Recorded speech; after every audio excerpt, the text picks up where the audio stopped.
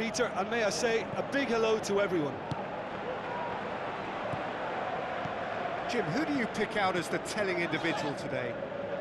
Gabby, there's a definite foul there.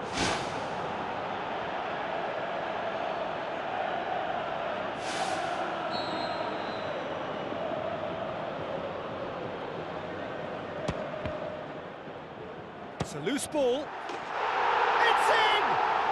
And some of the best managers I played for insisted on starting games as you mean to go on. And we've just seen a very important opening goal from an extremely talented individual who looks primed for more. He really does look at it.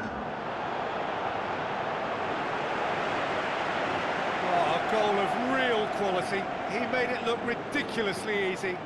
Look, volleys can be worked on and improvements can be made, but in the moment it takes timing and balance to catch the perfect spot on the ball to produce brilliance like that.